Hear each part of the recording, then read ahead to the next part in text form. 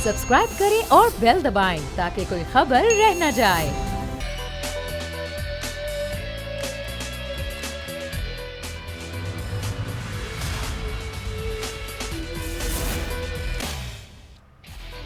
बिस्मिल्लाहिर्रहमानिर्रहीम, अस्सलाम वालेकुम। प्रोग्राम में मैं सुमैया रिजवान आपको खुश आमदीद कहती हूँ।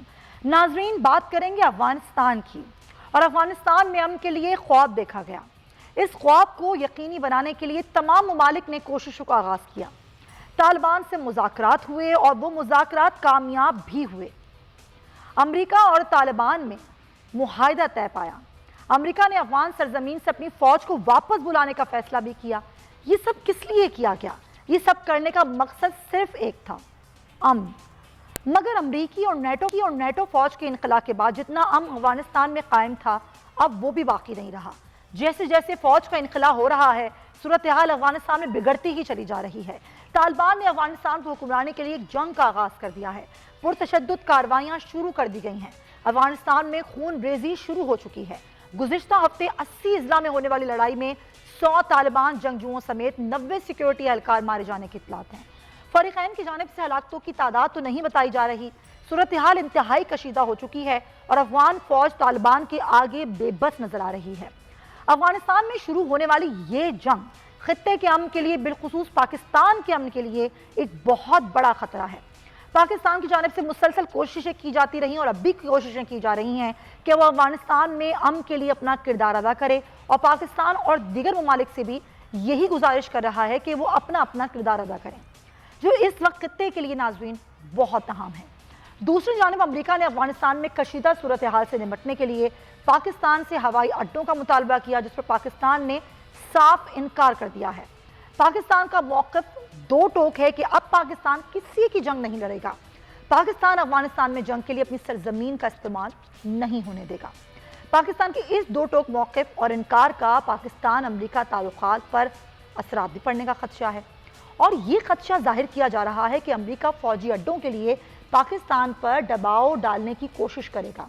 और ये भी इम्कान है नाजरीन कि अमरीका पाकिस्तान के खिलाफ IMF और FATF का इस्तेमाल भी कर सकता है। पाकिस्तान ने FATF की ग्रे लिस्ट से निकलने के लिए 27 में 26 नकात पर मुकम्मल अमल कर लिया है। अब जाहिर है जो FATF का इजलास जारी है और 25 जून तक जारी रहेगा, तो बात यह है कि पाकिस्तान ग्रे लिस्ट से निकलने के हवाले से जो फैसला इसमें कर लिया जाएगा, लेकिन देखना है कि क्या पाकिस्तान का नाम ग्रे लिस्ट में रहेगा, फिर निकल जाएगा।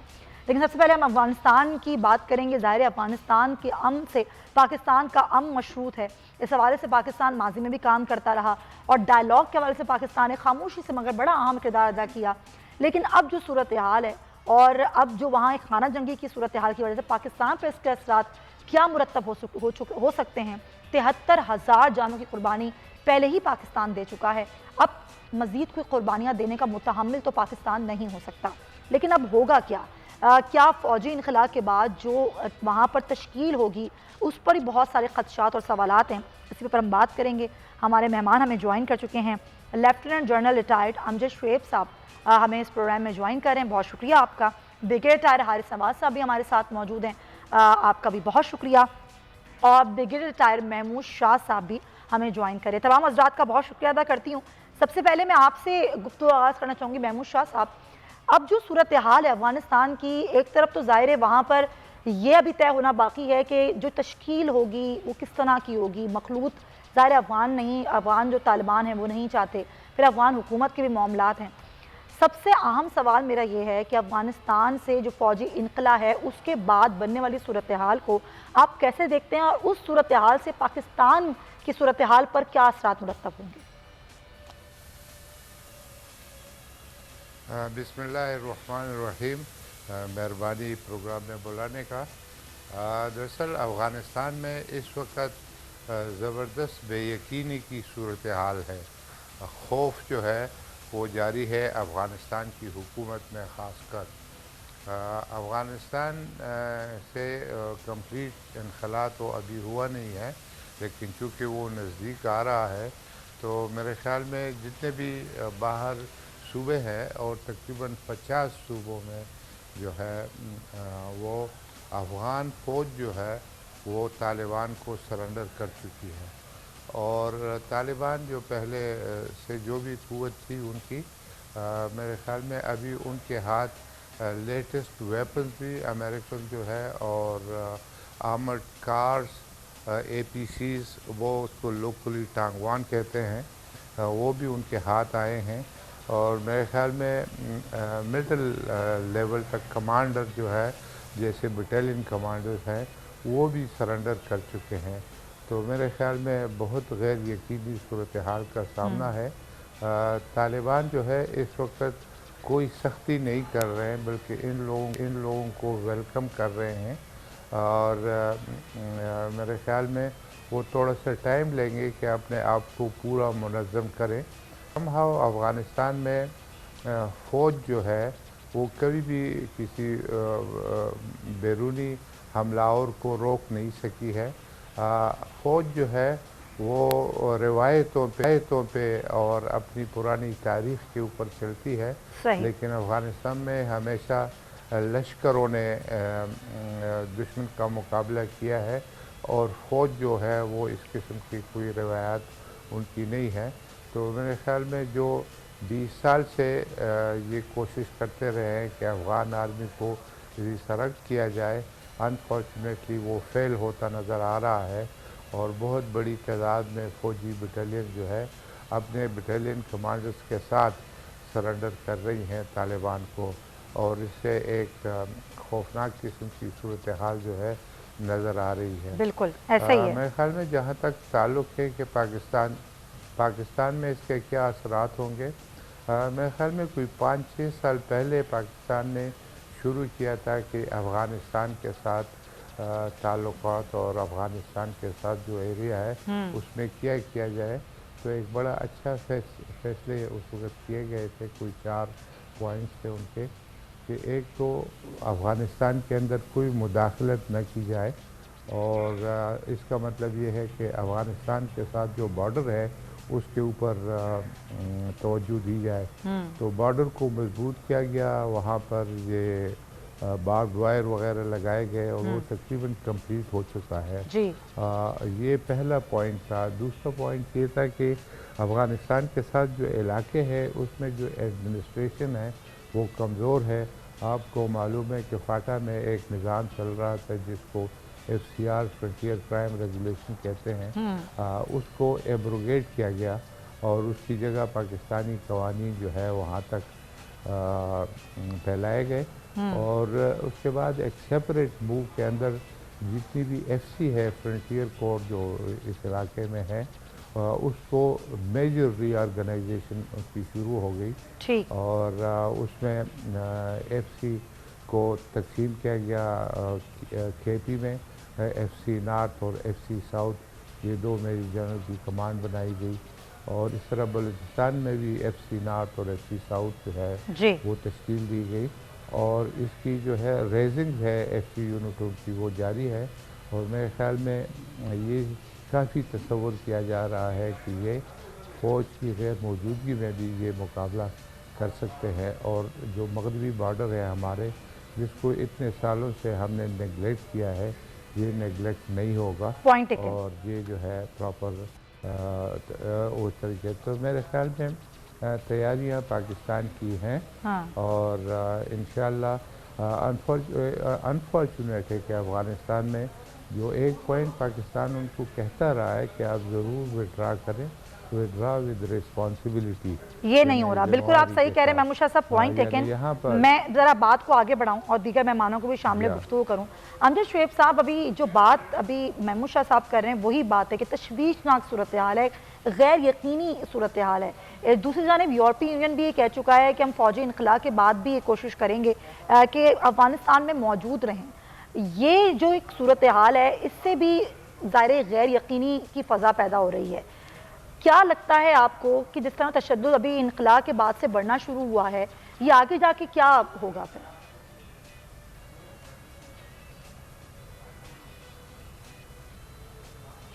حالات جس طرح بدلے ہیں تیزی سے، اس میں تو یہی لگتا ہے کہ افغان آرمی ریزسٹنس کے قابل نہیں رہی، اور وہاں پہ بہت زیادہ بددلی ہے ان کی فوج میں۔ اس کی 2 بڑی وجوہات ہیں۔ ایک تو یہ کہ افغان ایئر فورس اتنی اسٹرانگ نہیں ہے, اس کی مینٹیننس وغیرہ کا وہ انتظام نہیں ہے جو کہ امریکنز اپنی ایئر فورس کے ذریعے ان کو فائر سپورٹ دے رہے تھے, وہ اب ان کو نہیں مل رہی. دوسری طرف یہ ہے کہ امریکہ کا یوں اچانک چھوڑ کے چلے جانا یہ بھی ایک ڈیمورلائزنگ فیکٹر ہے. ان کی وہ امداد اور وہ جو کہتے ہیں کہ جناب ہم یہاں پہ کچھ نہ کچھ پریزنس رکھیں, وہ اب ممکن نہیں ہے, وہ رہی نہیں. تو نتیجہ یہ ہے کہ افغان آرمی کو نظر آتا ہے کہ یہ جنگ اب جو کچھ بھی ہے وہ انہوں نے اپنے آپ پہ لڑنی ہے, جو پاسبل نہیں ہے. افغان طالبان کا طریقہ کار یہ ہے کہ وہ ان کو پیغام بھیجتے ہیں, وہ ان کے ساتھ ایک نفسیاتی گیم کھیل رہے ہیں. وہ ان کو کچھ روز پہلے سے ایک پیغام دینا شروع کر دیتے ہیں افغان آرمی کو کہ دیکھو لڑنے کا فائدہ نہیں ہے, تمہارا نقصان ہوگا, بہتر یہ ہے کہ تم ہتھیار چھوڑ دو یہاں پہ, اور خود اگر جانا چاہو تو چلے جاؤ, ہمارے ساتھ ملنا چاہو تو ہمیں مل جاؤ. تو قندوز وغیرہ میں دیکھنے میں آیا ہے کہ وہ اپنے ویپنز چھوڑ کے تو وہاں سے فرار ہو گئے فوجی ان کے. جب طالبان اندر موو کر کے گئے ہیں تو ریزسٹنس تو سواری پیدا نہیں ہوتا, کیونکہ وہاں کوئی ان میں سے ان کی آرمی میں سے کوئی لوگ تھے ہی نہیں جو ریزسٹ کرتے. تو یہ ان کا بڑا پرانا طریقہ ہے. جب پہلے بھی انہوں نے قبضہ کیا تھا افغانستان پہ تو یہ مسجدوں سے اعلان کرواتے تھے کہ ہم آ گئے ہیں, اور اگر آپ لوگوں نے ریزسٹ کیا تو پھر خون خرابہ ہوگا, بہتر یہ ہے کہ آپ چلے جائیں یہاں سے. تو لوگ چلے جاتے تھے. تو اب بھی صورتحال کچھ اس طرح بن گئی ہے.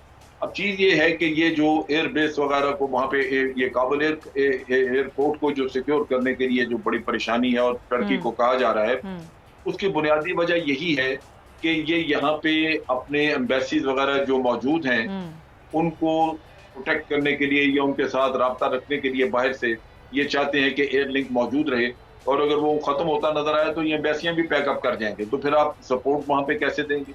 باہر کے بیسز جو ہیں جو لینا چاہ رہے ہیں پاکستان یا کہیں اور, اس میں تین چیزیں ہیں. ایک تو وہاں سے انٹیلیجنس نیٹ ورک چلانا چاہتے ہیں اپنا, جو انہوں نے نئے سرے سے افغانیوں کو ملا کے تو وہاں پہ کچھ بنایا ہے ناردرن الائنس کے لوگوں کے ساتھ.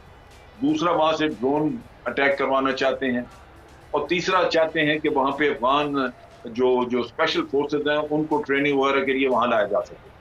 تو یہ وہ چیزیں ہیں جو کہ یہ کرنا چاہ رہے ہیں, لیکن چونکہ ان کو نہ سینٹرل ایشیا میں بیسز مل رہے ہیں نہ پاکستان دے رہا ہے, تو اس کے لیے ان کو کافی مشکلات ہیں. فی الحال تو یہ امریکی جو ہے سپورٹ کر رہے ہیں, بحر عرب میں ان کا ایئر کرافٹ کیریئر ہے, وہاں سے کر لیں گے, اگر ضرورت پڑی تو وہاں سے ان کی ایئر سپورٹ وغیرہ جائے گی. لیکن وہ بھی انہوں نے شفٹ کرنا ہے, ساؤتھ چائنا سی میں لے جانا چاہتے ہیں, جو کہ یہاں پہ رونلڈ ریگن ان کا ایئر کرافٹ کیریئر ہے. تو جب یہ چیزیں ہل جائیں گی یہاں سے, لیکن پھر ان کو سپورٹ کرنا بڑا مشکل ہوگا. تو ان حالات میں لگتا یہی ہے کہ اگلے 5-6 مہینے میں طالبان یہاں پہ اگر کابل پہ قابض نہ بھی ہوئے تو 90% افغانستان جو ہے وہ ان کی قبضے میں چلا جائے گا, جو کہ بڑی غلط صورتحال ہے. کیونکہ جب تک یہاں پہ وہ حکومت نہ ہو جس میں کہ سارے اسٹیک ہولڈر شامل ہوں, ایک براڈ بیس گورنمنٹ, تو پھر یہاں پہ یہ جنگ جاری رہے گی. کوئی نہ کوئی ان کا دھڑا جو ہے وہ ان کے خلاف لڑتا رہے گا, اور اگر انسٹیبلٹی رہی تو پاکستان کے لیے مسائل ہی مسائل ہیں. وہاں سے پاکستان کے خلاف دہشت گردی بھی ہوگی, وہاں سے ریفیوجیز بھی آئیں گے, وہاں سے ویسٹرن بارڈر جب وہ انسیکیور ہوا تو وہاں میں پھر ٹروپس بھی رکھنے ہوں گے. یعنی پاکستان کے لیے انسٹیبل افغانستان کی جتنی بھی مشکلات ہو سکتی ہیں وہ ساری بالکل پھر بھی موجود. تو یہ صورتحال ہے جو آج ڈیولپ ہوتی نظر آ رہی ہے. بالکل آپ صحیح کہہ رہے ہیں. اچھا عارف صاحب, یہ ڈوم اور سے جو ایبسولوٹلی نارتھ تک کا سفر پاکستان نے طے کیا, اگر ہم بات کریں کہ جی بالکل پاکستان اب اپنے ایٹیٹیوڈ میں بھی اور اپنے فیصلوں میں بھی تبدیلی لا رہا ہے, لیکن کہیں ایسا تو نہیں کہ بہت سارے لوگ ان خدشات کا اظہار کر رہے ہیں کہ اگر پریشر آیا تو شاید پاکستان آج جو ایبسولوٹلی ناٹ کہہ رہا ہے بعد میں اس کو یہ فیصلہ کرنا پڑے اور وہ مجبور ہو جائے, کیا ایسا ہو سکتا ہے؟ پہلا سوال. دوسری بات جو ابھی امجد شعیب صاحب کہہ رہے تھے کہ بہت سارے مسائل آ سکتے ہیں پاکستان کی طرف بھی, تو پاکستان اکیلا تو سب کچھ نہیں کر سکتا. دوسرے ممالک سے مدد لینے کے لیے پاکستان کس طریقے سے حکمت عملی بنا سکتا ہے؟ دیکھیں سمیہ, سب سے اہم بات یہ کہ ایبسولوٹ ناٹ کی بات ہے نا, for the first time Pakistan نے as a strong Islamic nuclear state behave کرنا شروع کیا.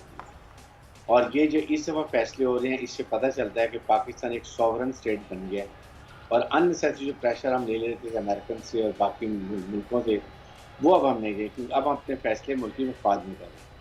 اور یہ فیصلہ تو بہت ہی اہم اس لیے بھی ہے کہ امریکہ نے ہمارے لیے کیا کیا. مجھے یہ بات سمجھنے کی ہمیں کہ امریکہ نے ہمارے تقریباً 80,000 سویلین شہیدوں میں ہمارے اس کے بعد کافی زیادہ تعداد میں فوجی شہید ہوئے ہیں. ایک ویر جنرل کو ہم نے اکنامک لاس دیے. این موقع پہ اس نے ہماری جو ملٹری سپورٹ پروگرام تھے سارے بند کر دیے. جو ہم ڈیلی شیئرنگ میں ایفرٹ کرتے تھے وہ پیسہ تھا وہ بھی انہوں نے بلاک کر دیا.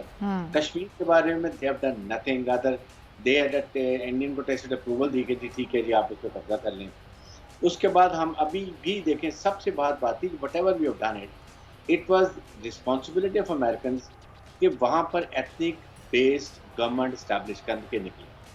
اگر یہ اس طریقے سے جا رہے ہیں مین دے وانٹ خانہ جنگی, دے وانٹ ٹربولنس افغانستان, تاکہ افغانستان میں امن نہ ہو اور ہمارے لیے پرابلم ہی ہو. اس کا فوراً پاکستان پہ ہو, سینٹرل ایشیا کی طرف سے کوئی ہم تجارت نہ کر سکیں, ہمارا سی پیک منصوبہ خراب ہو کیونکہ پھر انڈیا کو گھسائیں گے وہاں پر, داعش اور تحریک طالبان مل کے پاکستان کی پرابلم کریٹ کریں گے.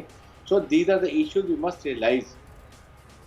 اس لیے پاکستان نے یہ فیصلہ کیا اور اس کو ہمیں کرنا چاہیے. لیکن امریکن کو بھی کہنا چاہیے اور یہ دنیا کو کہنا چاہیے, خاص طور اسلامک ممالک کو جو ٹرکی اپنے ٹرپس لے آ کے ان کو بھی یہ کہنا چاہیے کہ ابھی بھی جانے سے پہلے کسی طریقے سے کارروائی. دیکھیں یہ جو اشرف غنی صاحب ہیں یہ تو بالکل ابھی بھاگنے کے چکر میں نکل جائیں گے امریکن ٹرپ سے جانے سے پہلے. He will go out of the country.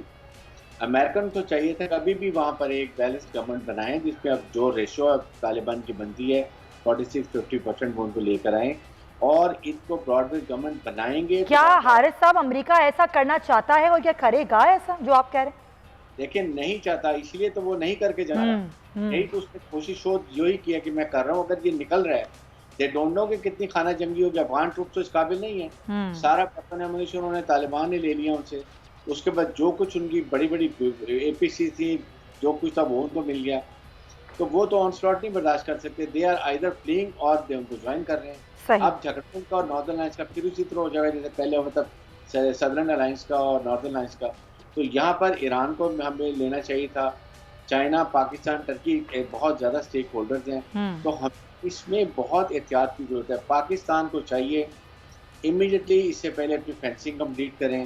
جو بارڈر ایریاز کے ساتھ ہمارے پروونسز ہمارے فاٹا کے ایریا لگتے ہیں وہاں کی ایڈمنسٹریشن بہت اچھی ہو, وہاں کے لوگوں کو بہت سہولیات دیں تاکہ وہ لوگ دوبارہ افغانستان کے لوگوں کو مت سپورٹ کریں. آئی انڈرسٹینڈ جو ریلیشن شپس ہیں لیکن یہاں زیادہ ان کو آرام ہو. Can you afford to have پہلے 3 ملین ہم ریفیوجیز کو جہاں رکھا ہوا ہے, کتنا آن انفیکٹس آئے گا ریفیوجیز کا.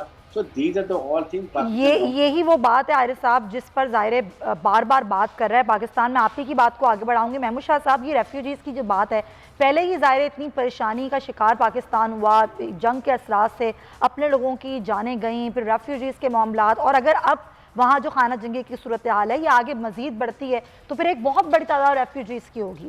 جو دیگر ممالک ہیں ان کے ساتھ مل کر جو حکمت عملی ہمیں بنانی چاہیے. اگر آج ہم نے اس حوالے سے کوئی کام نہیں کیا تو آگے کیا صورتحال ہوگی. ایک تو بات یہ ہے. دوسری بات یہ ہے کہ آپ کیا واقعی ایسا سمجھتے ہیں کہ جو کچھ افغان حکومت نے, افغان طالبان نے اس قلیل عرصے میں کرنا ہے, کیا وہ کر پائیں گے؟ ایک منظم تشکیل جو ہونی ہے وہاں پر, جو نظام تشکیل پانا ہے, کیا وہ ہو پائے گا؟ اور نہیں ہوا تو پھر کیا ہوگا؟ میرے خیال میں ایک تو یہ ہے کہ پاکستان چونکہ چائنا کے ساتھ مختلف ایگریمنٹس ہے, یہ جو سی پیک پاکستان میں ہے, تو اس کی وجہ سے پاکستان امریکہ کو اڈے نہیں دے سکتا. کیونکہ آپ نے اپنا جو حمایتی ہے یا جو بھی ہے وہ آپ نے کیمپ اپنا چوز کر لیا ہے, جس کو کہتے ہیں ڈائی ہیز بین کاسٹ. یہ فیصلہ ہو چکا ہے, اس لیے ابھی اس کے اوپر زیادہ کوئی بات کرنے کی ضرورت نہیں ہے. اور میرے خیال میں زیادہ سوالات میڈیا کی طرف سے اٹھائے جاتے ہیں. میرے خیال میں گورنمنٹ کو تو جواب دے دیا ہے. باقی جو یہاں ریجن کے ممالک ہیں, مثال کے طور پہ رشیا کے بھی یہی کچھ ان کو ہے افغانستان سے خطرہ, کیونکہ جو سینٹرل ایشین ریپبلکس ہے اس کو وہ نیئر ایبراڈ کہتے ہیں, وہ اس کو اپنا ایک بارڈر سمجھتے ہیں. تو وہ بھی انٹرسٹڈ ہے کہ افغانستان میں خانہ جنگی نہ ہو. اسی طرح چائنا بھی اس ریجن میں ابھی ہے, یہ سی پیک بھی ان کا ایک تجارتی اشارہ ہے, تو میرے خیال میں وہ بھی چاہیں گے کہ افغانستان میں نہ ہو. اس طرح ایران کو بھی افیکٹ ہوتے ہیں. تو میرے خیال میں یہ ممالک مل کر افغانستان کے مسئلے کا حل نکالیں, اور میرے خیال میں ابھی ٹائم ہے کہ یہ ممالک آپس میں ملے اور چیزیں کرے. میرے خیال میں امریکہ تقریباً اس گیم سے آؤٹ ہے.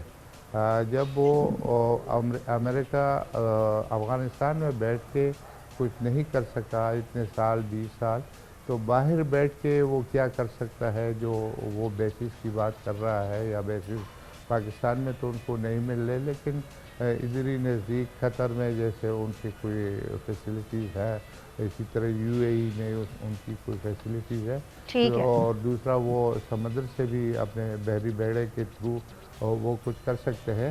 لیکن میرے خیال میں وہ ایئر سے اس قسم کی کارروائیاں کرنا, اس سے زیادہ لوگ مرتے ہیں جو دشمن ہے ایکچولی, جن کو وہ دشمن سمجھتے ہیں, ان کو کوئی خاص نقصان نہیں ہوتا. اور میرے خیال میں انٹرنل سچویشن کو کنٹرول کرنے کے لیے رشیا, چائنا, پاکستان اور ایران یہ اپنا کردار ادا کر سکتے ہیں. محمود صاحب میں چاہتی ہوں ذرا آپ اس پر بھی تھوڑا موقف دیں, کیونکہ ٹائم میرے پاس کم ہے, مجھے بریک لینی ہے. اب فیٹف ظاہر ہے اس کی گرے لسٹ سے پاکستان کو نکلنا ہے. 27 نکات تھے, 26 پر پاکستان عمل کر چکا ہے. 25 جون تک یہ اجلاس ہو رہا ہے پیرس میں. آپ کو کیا لگتا ہے کتنے امکان ہے کہ پاکستان گرے لسٹ سے نکل جائے گا؟ دراصل پاکستان کو پہلے اس F A T F list میں ہونا ہی نہیں چاہیے تھا, کیونکہ یہاں پر جتنی آرگنائزڈ سوسائٹی امریکہ افغانستان میں بیٹھا ہوا تھا, تو وہاں پر کیا ہو رہا ہے, اور افغانستان کا نام ایف اے ٹی ایف میں نہیں ہے. انڈیا جو ہے وہ پورے یورپ کے اندر یہ منی لانڈرنگ کے ذریعے پاکستان کے خلاف جو ہے وہ پروپیگنڈا کرتا ہے, اور کتنے بلینز وہ خرچ کرتا ہے. تو ایک طریقے سے ان ممالک کا نام ہونا چاہیے.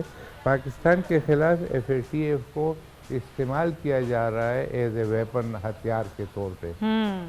یہاں ابھی جو ہے وہ 40 پوائنٹ میں سے 31 ہو گئے ہیں, صرف 8 پوائنٹ یا کتنے رہ گئے ہیں, اور وہ بھی ٹائم کے ساتھ ہوں گے. تو اگر وہ اسٹریٹ بات کرے تو پاکستان کا نام نکلنا چاہیے, پاکستان کا نام ہونا نہیں چاہیے تھا, ہونا ہی نہیں چاہیے. لیکن انفارچونیٹلی جو ہمارے دشمن ممالک ہیں وہ پاکستان کے خلاف اس کو ایز اے ہتھیار استعمال کرتے ہیں, اور کرتے رہیں گے جب تک کر سکتے ہیں, پھر چھوڑ دیں گے, کوئی اور ایشوز کھڑا کر دیں گے.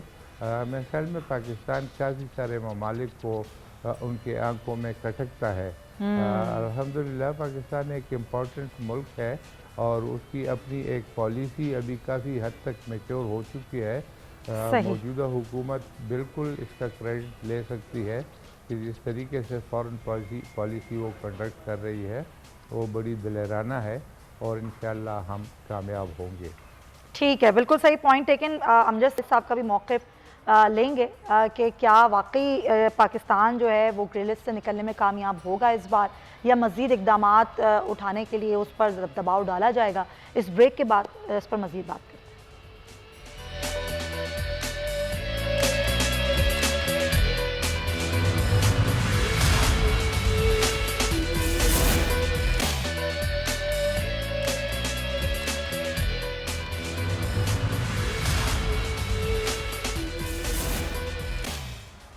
Welcome back to show. ہم بات کریں فیٹف گرے لسٹ سے پاکستان کے نکلنے کے کتنے امکانات ہیں, پاکستان نے کیا اقدامات کیے ہیں, اس پر بھی ہم بات کر رہے ہیں. اب تک منی لانڈرنگ, دہشت گردی کے معاملات کے حوالے سے بھی پاکستان کام کر چکا ہے. متعدد قوانین ہیں جس پر ضروری ترامیم کی منظوری بھی پاکستان نے دے دی ہے, اور پاکستان نے جو فیٹف کی سفارشات پر عمل کرتے ہوئے وفاقی سطح پر 11 جبکہ صوبائی اسمبلیوں سے 3 بل جو ہیں وہ منظور کروا لیے ہیں. اس تمام تر صورتحال کو دیکھتے ہوئے امجد صاحب آپ کیا سمجھتے ہیں کہ واقعی کل پاکستان نے جو اقدامات اٹھائیں اس کا جائزہ لیا جائے گا؟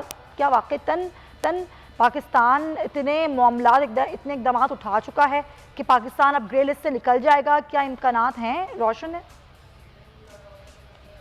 دیکھیے پاکستان تقریباً 90% نکات بلکہ 90% کچھ زیادہ پہ عمل کر چکا ہے, لیکن اس کے باوجود یہ کہنا کہ پاکستان کو گرے لسٹ سے نکال دیا جائے گا یہ ممکن نہیں. اس میں شک و شبہ موجود. اس کی بنیادی وجہ یہ ہے, جیسے بھی محمود شاہ نے بھی بات کی, کہ یہ ضروری نہیں ہے کہ پاکستان کے قوانین یا کسی اور چیز میں مسئلہ تھا تو اس وجہ سے پاکستان کو یہاں اس میں لا کے کھڑا کیا گیا. اصل چیز ये है कि ये जो बड़े बड़े अदारे जो यूनाइटेड नेशन के हैं, ये इंडिपेंडेंट अदारे बनाए हुए हैं, ये बड़ी ताकत के लिए आर्म फोर्सिंग का एक आलाकार है, आला है, वो इसको इस्तेमाल करते हैं और उनकी इजाजत के बगैर या उनकी रजामंदी के बगैर किसी को आप ना ग्रे लिस्ट में हटा सकते हैं ना उसको डाल सकते हैं। तो मेरा ख्याल है कि ये शायद मामला यहाँ हल ना हो, बावजूद इसके कि पाकिस्तान बहुत सारी इसमें बहुत सारी चीज़ों पर अमल कर चुका है, उसके बावजूद पॉसिबल है कि पाकिस्तान को ग्रे लिस्ट में रखा जाए कुछ और वक्त के लिए, ताकि आपके सर पे कलबार न गिरे। मेरा ख्याल है हमें दोनों चीज़ों के लिए तैयार रहना चाहिए। ये अलमिया है यहाँ का कि जैसे महमूद शाह भी बता रहे थे, भारत के ऊपर तो बहुत ज्यादा हमने जो डोजियर दिया था टेररिज्म के बारे में भारत के रोल का, उसमें तो बैंकों की रसीदें तक मौजूद हैं, इतने जबरदस्त शवाहिद हैं कि भारत किस तरह टेरर फंडिंग करता रहा पाकिस्तान में। लेकिन ये है कि उस पर तवज्जो नहीं है किसी की, वो सिर्फ इस वजह से कि भारत के साथ मफादात हैं इस वक्त। तो ये हमें समझ लेना चाहिए कि ये जो बैनुल-अक़वामी सियासत है, ये मुफादात और मुनाफ़क़त पे मबनी है। इसमें ये इंसाफ का मामला जो है ये पीछे रह जाता है और ये नहीं सोचना चाहिए कि जरूर इंसाफ की बुनियाद पे आपको कोई रिलीफ मिलेगा, वो शायद ना मिल सके। लिहाजा पाकिस्तान को दोनों तरह से तैयार रहना चाहिए। जहां तक ताल्लुक है इन कवानीन के बनाने का, ये हमने 90% से ज्यादा जो नुकात पे अमल किया है, वो मेरा ख्याल है हमारे अपने मुल्क के लिए बेहतर है कि इससे हुकूमत का जो पैसा ट्रांसफर होता है दाएं बाएं, उससे कंट्रोल उसके ऊपर बेहतर हुआ है। कवानीन की शक्ल में आपको ये बाहर से रिमिटेंसेस ज्यादा आनी शुरू हुई हैं उसकी वजह से, क्योंकि लोग और हवाला के जरिए नहीं भेज रहे, तो फायदा तो हुआ, तो हमें उस पर नजर रखनी चाहिए। बिल्कुल सही। हारिस साहब, अब जिस तरह से अमजद साहब भी कह रहे हैं कि 90% पाकिस्तान अमल करने के बावजूद जो है वो ये है कि अभी भी ग्रे लिस्ट में रहेगा। ये जो इंटरनेशनल पॉलिटिक्स है, इससे निपटने के लिए पाकिस्तान क्या करे? अगर मामला ऐसे ही चलना है और पाकिस्तान ने तमाम क़वानीन पर अमल करने के बाद भी ग्रे लिस्ट में रहना है, तो फिर पाकिस्तान करे क्या? देखें सुमैया, 90% अगर हमने सब कुछ कर लिया है तो व्हाट आज के शौर मुल्क को किसी को भी चेक कर लें, इंडिया को चेक करें ना, जहाँ पर $1.5 बिलियन की मनी लॉन्ड्रिंग हुई है, 40 बैंक्स इन्वॉल्व हैं, ग्लोबल टेररिज्म की उनके बारे में रिपोर्ट्स आती हैं, बलूचिस्तान में जो कुछ कर रहे हैं वो ओपनली कह रहे हैं, पाकिस्तान के सेटल्ड एरिया में वो कहते हैं इसको हम सेपरेट करेंगे, सेपरेट मूवमेंट को मत करेंगे, नोबडी आस्क्ड देम। बात यह है कि आज आप एयर बेसिस, आज इंडिया अमेरिका की बात मान जाएं तो यस्टरडे टुमारो आप क्लियर हो जाएंगे, you will get in a white place. But first time I am very happy, we must take a stand. आपको जो मुश्किलात आती हैं, आप एज ए सॉवरेन स्टेट एक आप डिसीजन लिया है और आइंदा भी लें। दैट इज़ वाई आपकी कॉमेडी ऑफ नेशन में आपकी रिस्पेक्ट भी होगी और आपकी हो भी रही है, बहुत फ़र्क है। आई थिंक हमें ज़्यादा कॉन्सनट्रेट करने की अब ज़रूरत है कि रशिया है, चाइना है, पाकिस्तान है, ईरान है, टर्की है और central Asia. No, we have to be strong in a reason. सबसे पहले अपने हमसायों में आपके ताल्लुकात अच्छे होने चाहिए जो आपकी हर वक्त मदद कर सके, और उसके बाद इस वक्त अगर ये अमेरिकन नहीं भी चाहते, क्योंकि ये ज़ाहिर है कि IMF, वर्ल्ड बैंक, FATF, ये तमाम अदारे कमज़ोर मुल्कों की आर्म ट्विस्टिंग के लिए, अपने मर्जी के फैसले करवाने के लिए, we had had enough of it. अब मेरे ख्याल में हमें स्टैंड लेना पड़ेगा और हमने स्टैंड ले लिया है। मे भी हो सकता है कि इसकी ये अभी इन चीज़ों को पता है कि सब दुनिया देख रही है, शायद FATF आपको इस दफ़ा वाइट लिस्ट में ले आए और they might keep list, but we have to stand now, it is enough. I think हम बहुत बड़ी प्रॉस्पेरिटी के तरफ हैं, तमाम चीज़ें छोड़ के CPEC की तरफ कॉन्सनट्रेट हमने किया हुआ है, हमने इसको कंप्लीट करना है। It is a stepping stone towards पर हमारी इकोनॉमिक प्रॉस्पेरिटी। और आप देखें, हम एक इस्लामिक मुल्क हैं, हम एक न्यूक्लियर मुल्क हैं। अगर हम इकोनॉमिक तरक्की कर लेते हैं तो हम अपने फैसले अपने मुल्क के मफादात में करेंगे। हमारी जियो स्ट्रेटिक लोकेशन ऐसी है, हम न्यूक्लियर मुल्क हैं, हमें कोई ऐसे कोई इंडिपेंडेंट जो अबंडेंट नहीं कर सकता। हमें सिर्फ एज ए नेशन स्टैंड होने की बात है। बिल्कुल should fight as a nation. बहुत शुक्रिया आपका हारिस नवाज साहब, आपके वक्त का ब्रिगेडियर हारिस नवाज साहब, ब्रिगेडियर महमूद शाह साहब और अमजद शुएब साहब, तमाम मेहमानों का बहुत शुक्रिया। आपका शुक्रिया। आगे बढ़ना है हमें और एक अहम मौजू है, और वो मौजू कुछ इस तरीके से है, घरेलू तशद्दुद पर एक तहफ़्फ़ुज़ का बिल जो है वो सेनेट में पेश किया गया है और कसरत राय से मंजूर भी कर लिया गया है। और घरेलू तशद्दुद की मुमानियत اور تحفظ کا بل، یہ سینٹ میں کثرت رائے سے منظور ہوا۔ ناظرین، خواتین، بچوں، بزرگوں اور کمزور افراد پر گھریلو تشدد کی اس بل میں ممانعت کی گئی ہے۔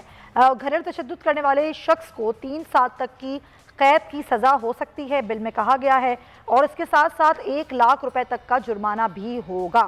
جرمانہ ادا نہ کرنے پر مزید 3 سال کی سزا ہوگی، یہ بل میں بات کہی گئی ہے، اور عدالت میں درخواست آنے کے 7 روز کے اندر یہ سماعت ہوگی، فیصلہ 9 روز کے اندر کیا جائے گا۔ اس گھریلو تشدد سے مراد ہے جسمانی، جذباتی، نفسیاتی، جنسی اور معاشی بدسلوکی ہے۔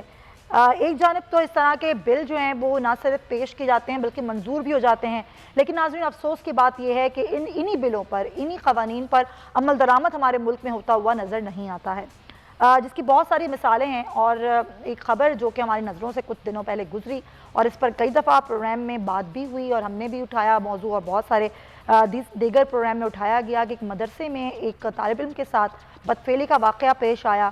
اس کے بعد مدرسے کی جانب سے کہا گیا کہ مفتی عزیز الرحمان کو اس مدرسے سے نکال دیا گیا، بعد میں ان کا ایک ویڈیو پیغام بھی آیا اور اس کے بعد گرفتاری بھی عمل میں لائی گئی، لیکن اب خبر یہ ہے کہ ضمانت پر مفتی عزیز الرحمان کو رہا کر دیا گیا ہے۔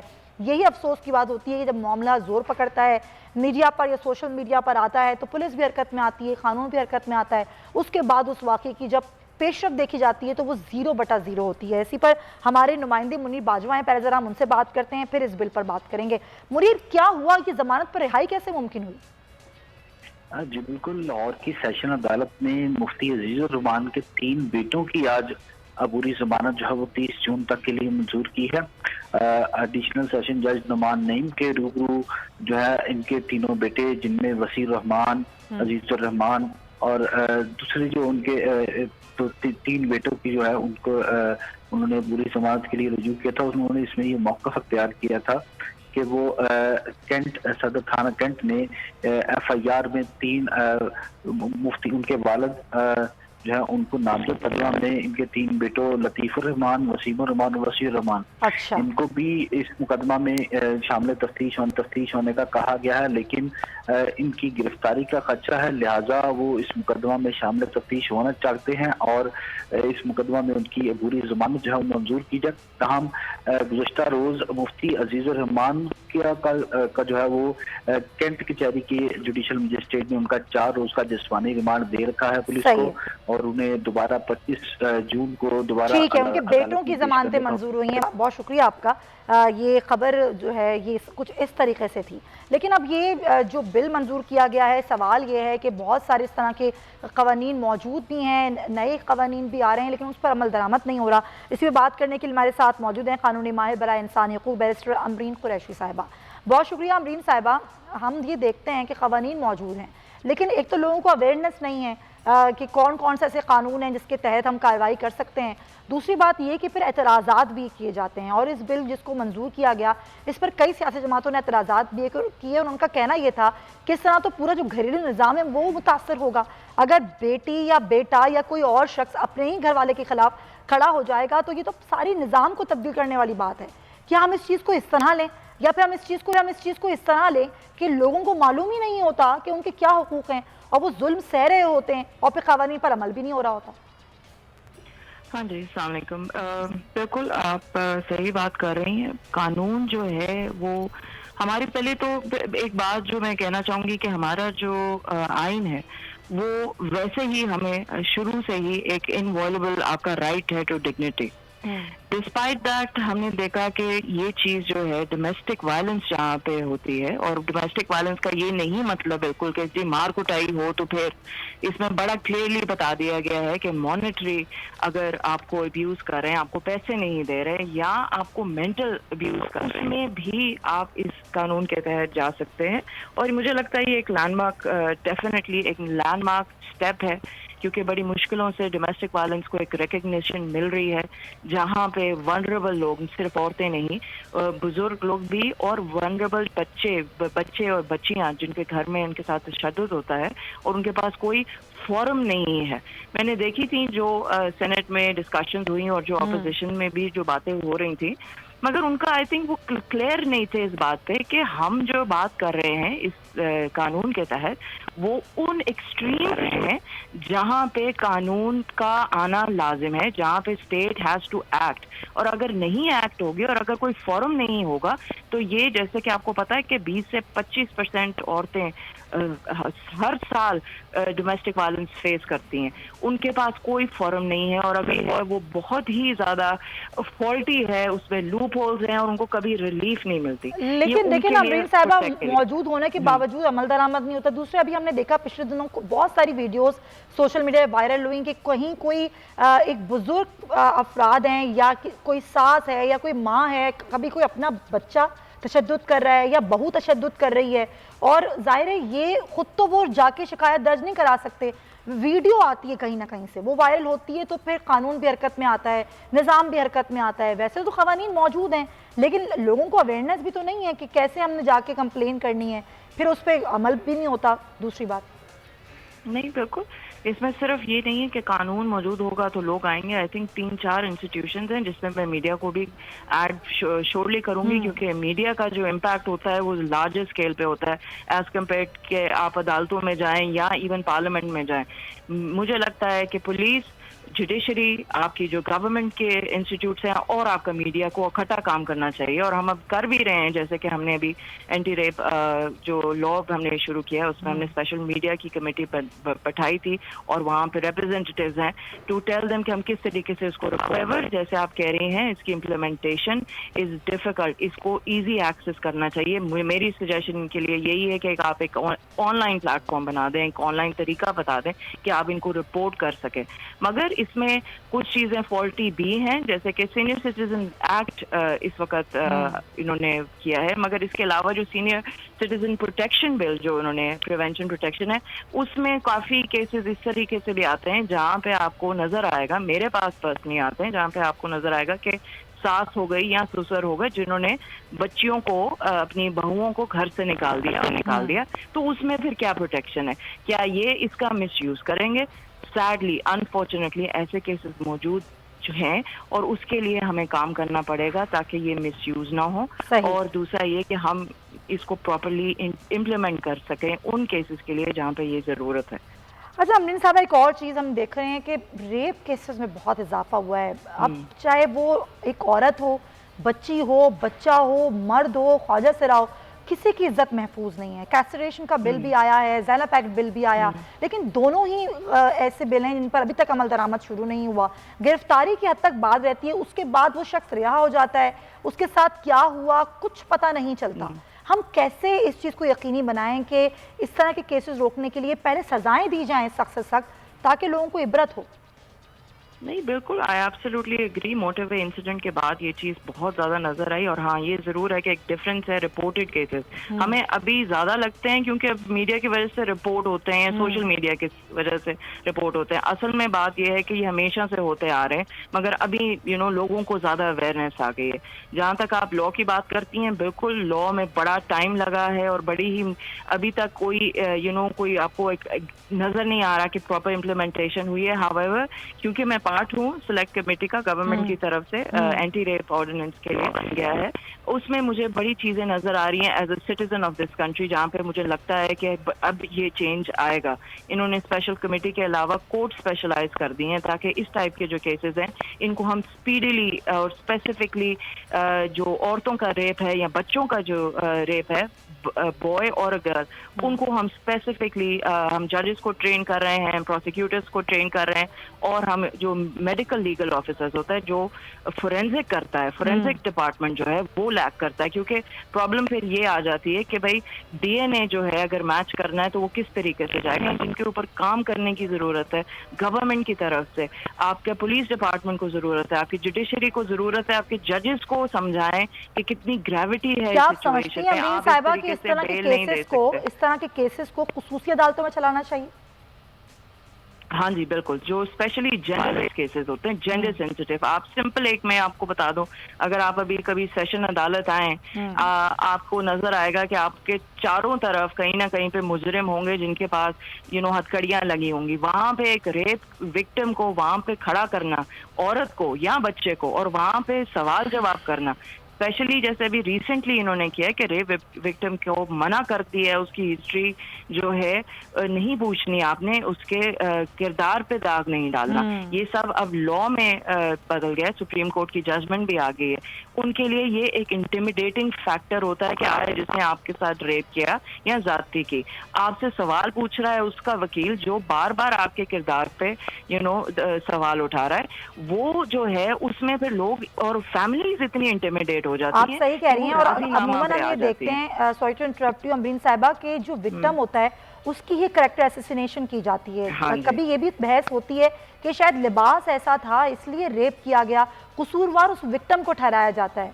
लेकिन जब किसी बच्ची का रेप होता है, जब किसी मर्द का रेप होता है, जिस तरह अभी हालिया वाकया है बदफेली का कि एक मदरसे में बदफेली हुई, तो उस पर हम किसको कसूरवार ठहराते हैं? ये एक बहस है।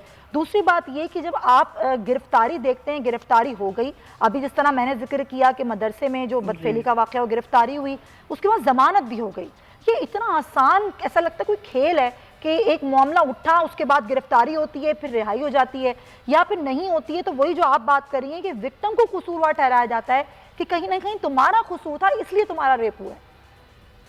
बिल्कुल, आई थिंक बड़ा टाइम लगेगा इस चीज़ को चेंज करने के लिए। मुझे नहीं लगता अगले 10 साल 15 साल में हमें कोई ऐसे प्रोग्रेसिव चेंज नज़र आएगा, क्योंकि इसमें सिर्फ लाइक आई सेड हर चीज़ को, इवन जजेस को ट्रेन करने की ज़रूरत है, लॉयर्स को ट्रेन करने की ज़रूरत है। ये नॉन बेलेबल ऑफेंस होना चाहिए, इस पे बेल नहीं मिलनी चाहिए चाहे कोई। और मुझे लगता है कि जो अब ये जो रिसेंट चाइल्ड अब्यूज़ का केस है, इसमें सिर्फ एक बंदे को नहीं पकड़ना चाहिए था, इनको सील कर देना चाहिए था ये मदरसा। यहाँ पे और बच्चे भी होंगे जो विक्टिम्स हैं। हम एक चीज पे जो मीडिया पे रिपोर्ट होती है, हम उसके पीछे पर जो चेन है उसको हम नहीं देखते। तो ये सारी चीजें जो हैं, इसके लिए हमें ट्रेनिंग की जरूरत है। हमें एक बहुत हाई लेवल पे, यानी कि जजेस की तरफ से और लोअर जुडिशरी और senior judiciary, lawyers, police officers, prosecutors, अगर आप उनको सिखाएंगे नहीं, क्योंकि सैडली यही लगता है कि उनको समझ नहीं आती कि क्या हो रहा है, क्योंकि खैर बाकी चीजें भी हैं, आपको पैसे दिए जाते हैं और फिर डिसीजन आ जाती हैं, या चीजें डिफिकल्ट हो जाती हैं करने के लिए। लेकिन एक बात आपने बहुत अच्छी की है कि एक बड़े स्केल पर ट्रेनिंग की जरूरत है। बहुत शुक्रिया आपका अमरीन साहिबा हमारे साथ मौजूद थी। कानून और बड़ी अहम उन्होंने गुफ्तगू की नाजरीन। लेकिन बहस इस बात पर नहीं होनी चाहिए कि विक्टिम को कसूरवार ठहराया जाए कि अगर उसका रेप हुआ है, उसके साथ तशद्दुद हुआ है, कि उसमें कसूरवार वही है। बल्कि हमारे कवानीन इतने सख्त हों, हमारे तमाम तर निज़ाम की ट्रेनिंग इसमें बहुत ज़रूरी है, ताकि कोई भी शख्स जो इतना घिनौना अमल करने के बारे में सोच भी रहा है तो उसकी रूह कांप जाए कि उसके बाद उसको सज़ा कितनी भयानक मिलेगी। तो अपना बहुत ख्याल रखिएगा। इंशाल्लाह आपसे कल मुलाकात होगी। अल्लाह हाफ़िज़।